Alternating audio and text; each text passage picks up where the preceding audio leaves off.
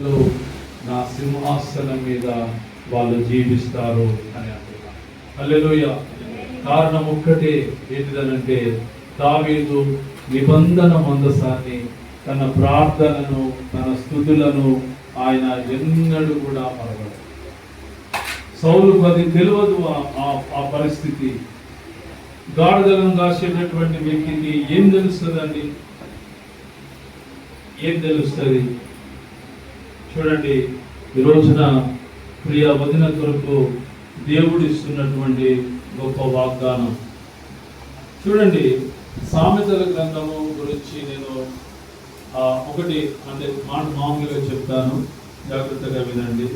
జ్ఞానము యెహోవా యందు భయభక్తులు కలిగి ఉండుట జ్ఞానాంశమునకు మూలము అని రాయబడి ఉంది.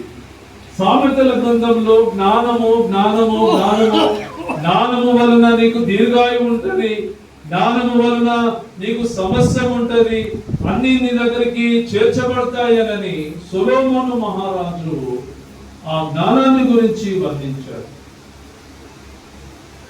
ఈ రోజున జ్ఞానవంతురాలు తన ఇల్లు కట్టుకుంటది అనంటే దాని భావం ఏంటిది అనంటే, ఇక్కడ నేను ఒక మాట చెప్తున్నా. జ్ఞానవంతురాలు అనే దానికి అర్థం ఏంటిదనంటే బుద్ధి కలిగినటువంటి స్త్రీ, వివేకము కలిగినటువంటి స్త్రీ, దేవుని భయము ఉన్నటువంటి స్త్రీ.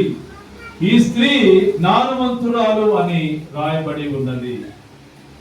ఆమె ఎలా ఇల్లు కడుతుంది అనంటే, మొట్టమొదటి మాట రాయబడినటువంటి మాట ఏంటిదంటే మంచి మాటలతో, ప్రేమగా, క్షమతో మాట్లాడుతుంటది. రెండో మాట ఏమున్నదంటే ప్రార్థనతో తన ఇంటిని దేవునికి అప్పగిస్తుంది. పొదుపుతో కుటుంబాన్ని జాగ్రత్తగా చూసుకుంటుంది. సహనం, సమస్యలు వచ్చినా విడిచిపెట్టదు.